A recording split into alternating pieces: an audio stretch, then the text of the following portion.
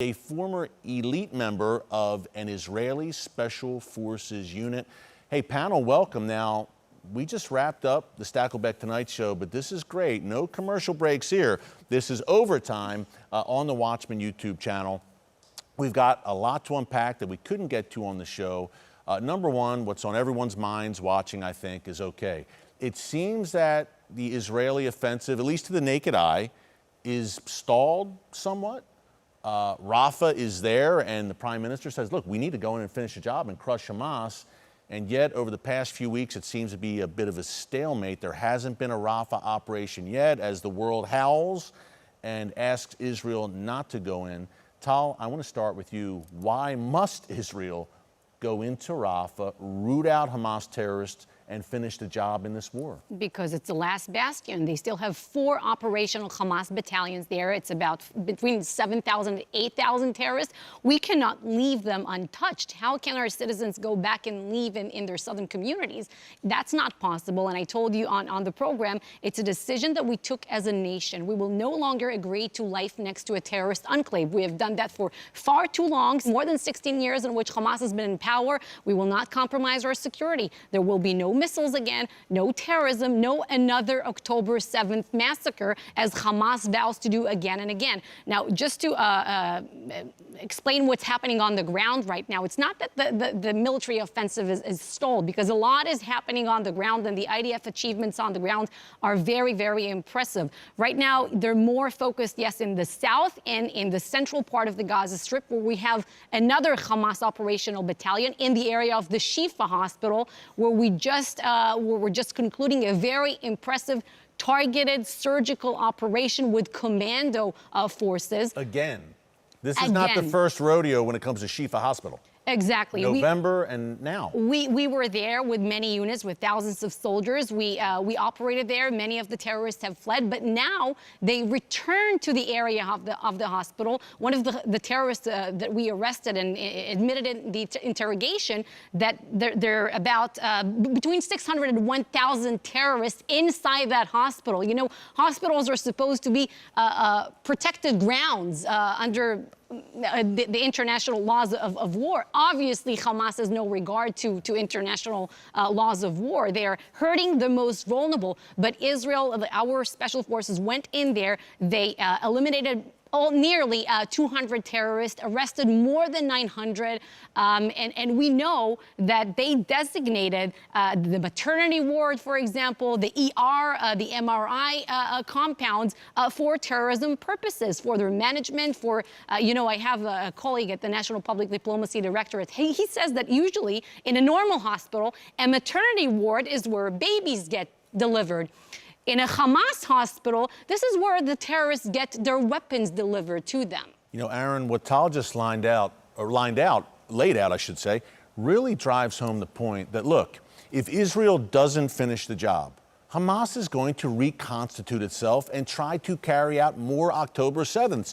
Just look at what they're doing, or were doing, at Al-Shifa Hospital. In November, the IDF carried out a very successful operation, cleared out this Hamas command and control center underneath the hospital, and then Hamas just returned a few months later. They're not going to quit unless they are roundly and soundly defeated. That's right. So the keys to successful counterterror operations. Look, Israel didn't invent counterterrorism. It was invented by the British SAS. Israel perfected it. Going back to the Entebbe raid in 1976, where we brought back over 100 of our own hostages, where Bibi's brother, Yoni, a national treasure, was killed on that operation. Counterterrorism lives in the preemptive world. And so remaining or remander terrorists, 3-4 battalions in Rafah, must be destroyed. The Israeli people aren't going to have it. I'm talking as a Jew, I'm talking as an Israeli citizen. They're done. We're done with the 134 hostages that are still being held, that we're not talking about. We're done with the narrative shifts. Right now, Israel's preparing the ground war. And whether or not the White House here in the United States, and the government can't talk to this in Israel, but I can, the fact that they have been infiltrated by the propaganda and the psychological warfare, which has been used brilliantly by this terrorist group, it's time to get a very clear picture of the space here. Hamas must be destroyed. It's going to take barrels in rooms. Kanim, b'chederim, or like we say in Hebrew. It's very dangerous. We've reduced the air campaign in order to reduce any civilian collateral casualties because the White House has put that pressure on Israel. But now it's time for Givati, Golani, Nachal, the Palsarim, all of our elite infantry units who've been working brilliantly to go in there and finish the campaign. It's dangerous, but Israel's going to wipe them out. It's just a question of time. They're laying down the groundwork right now. Yeah, Aaron, look, great points, number one. Ellie, number two, Israel, as Aaron just laid out, making tremendous progress in Gaza. And by the way, in terms of civilian casualties, look, Israel goes to extraordinary lengths to avoid civilian casualties, unlike any army in modern warfare, I believe. So why is the world howling and gnashing its teeth and targeting Israel? Israel was attacked, was invaded on October 7th. How all of a sudden in much of the world did Israel become the bad guy here? You know, Eric, I served as the deputy envoy to combat anti-Semitism for the Trump administration. And I hate to say it, but when you see Israel, the Jewish state, being held to a double standard that no other country, never mind any other democracy, is held to. When you see, like you just said, military experts like John Spencer say that the civilian casualty rate in this war is unbelievable. The lengths that Israeli army has gone to protect Palestinian civilians. The fact that they are operating out of a hospital, like Tal just told us, and the World Health Organization has nothing to say about this. Hamas's strategy is to have as many Palestinians murdered as possible in order to put international pressure on Israel. And the fact that at the United Nations, it's Israel that they are coalescing against and condemning. All of this, Eric, I think shows us that it's anti-Semitism. Israel has become the Jew among nations. Yeah, I want to ask you more about that UN resolution, Ellie. Profoundly disturbing. Tal, look, it seems that the world in many cases is wholesale swallowing the Hamas line in terms of the casualties. When we hear statements released by the Gaza Ministry of Health, what we're not hearing is that's Hamas. They're the quote-unquote governing body in Gaza. Could you talk about that disinformation campaign and what the Prime Minister's office, you're a spokesperson for the Prime Minister, what you are doing to fight back against it and get the truth out there? Well, that's my job, to set the record straight. There's so much disinformation spiraling around, social media, especially TikTok that you mentioned. I think it's sickening. But unfortunately, people are falling for the trap. People lacking moral clarity are sometimes falling for the trap. And I call it the pro-Palestinian industry, because that's what it is. You see, if you put pressure on Israel, it's a lifeline for Hamas. That's the only leverage, the one asset that they do have. This is what their entire strategy is based upon. And this is why they're using these sick methods of using civilians as human shields, stealing humanitarian aid, because this is what they want. They openly say that they want to sacrifice the population of Gaza, Palestinian civilians, for their sick goal of obliterating the Jewish state. Now, every time people out there put the pressure on Israel, they're playing right into Hamas's hands. They want Israel to take the fire for their own sick methods. And by doing so, they're also incentivizing their use of civilians, of human shields. This is crazy that people don't get it, that they don't see it. Absolutely. And Ellie, I want to ask you more about the perception of daylight between Israel and the U.S. and why that's so dangerous in a minute, and that resolution. Aaron, real quick, you and I were talking earlier about the TikTok generation. It's one thing in the United States, and they're the ones who are being educated, quote unquote, with this disinformation. But in Israel, and I was struck by this in my recent visit to Israel, we talk about the unity, the resilience of the people of Israel. That younger generation in Israel, Aaron, they are impressive. Generation Z in Israel is not Generation Z in America. Let's just say that. Talk more about that. So it's interesting. My last trip to Israel, I met with some friends of mine who were in command positions in the intelligence community and within Tzahal, or the IDF. And everybody was surprised that the dancers in the green IDF olive drab uniforms have performed to a standard that has blown every generation of IDF Israeli who served. And what I mean by that is the 100 50 days in Gaza, the intensity of this type of warfare, the amount of 90-degree angles, which is essentially what Gaza is, the narrow, tiny alleyways that need to be cleared. The actual IDF is being looked at by my generation, and we're going, wow.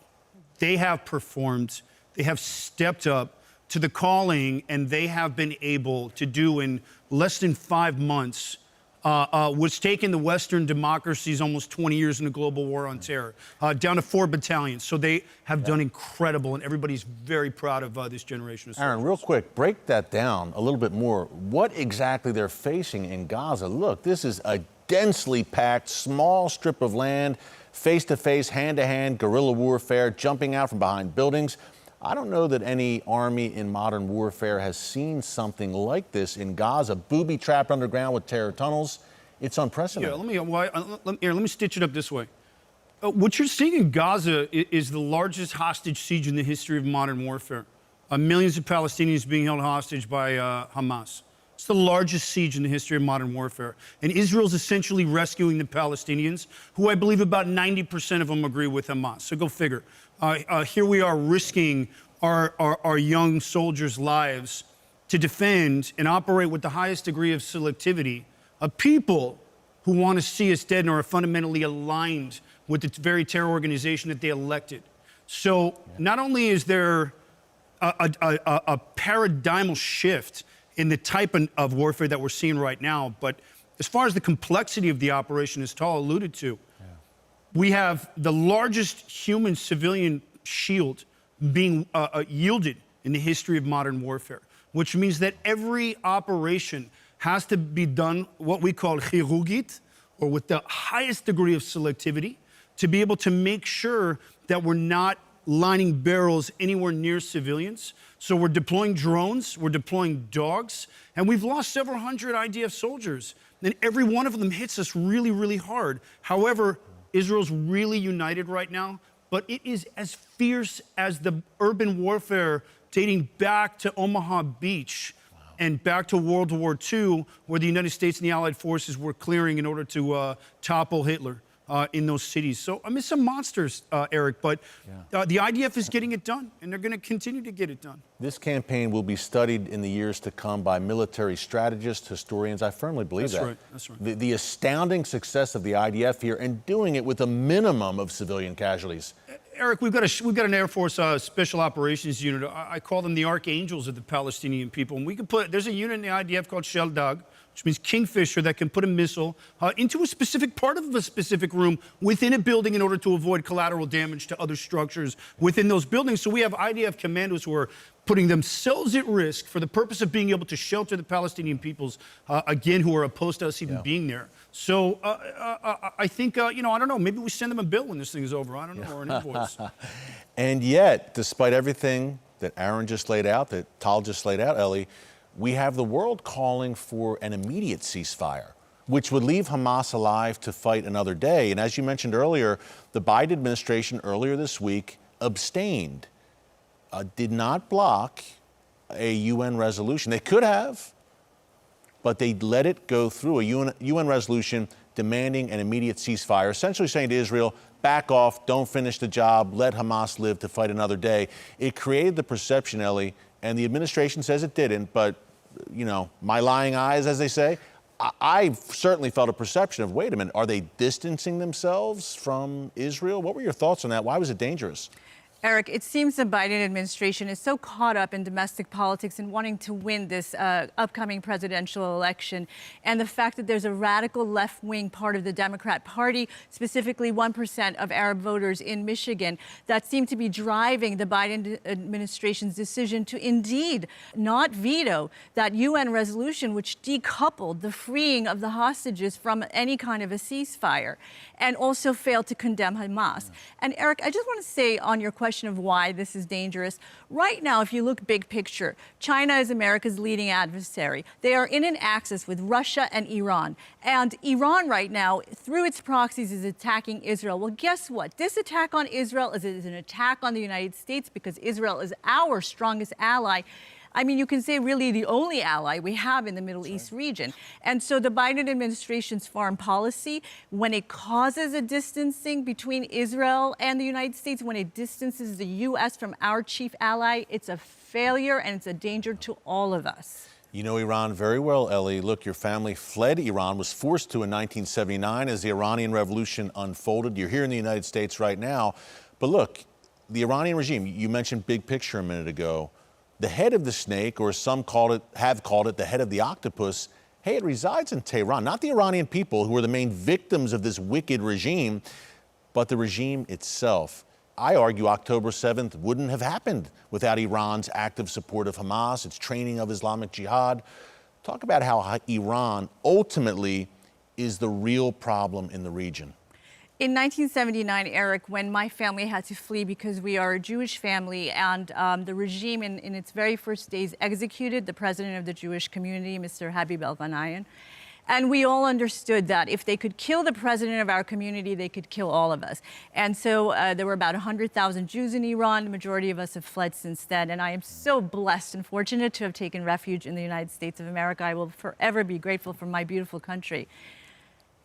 The regime's ideology is a radical Islamist ideology. You have to just get into their mindset. They actually want to bring their Messiah into their world, the Mahdi. They want to eliminate Israel as a Jewish state. They cannot handle the notion of Jewish sovereignty in the Middle East. They hate America. They hate the West. They hate our values. They hate our freedoms. They hate the freedom the women have, our freedom of religion, freedom of speech. I could go down the list. And Eric, when you look at the Middle East, all roads of instability and terror lead back to Tehran. Iran has been designated as the leading state sponsor of terrorism by both Democrat and Republican administrations now for 10 administrations. It really behooves the Biden administration to stop the appeasement of Tehran, to stop trying to enter into some sort of a deal, and they're making backroom deals right now. We need to confront the Iranian threat for our own national security as well as for our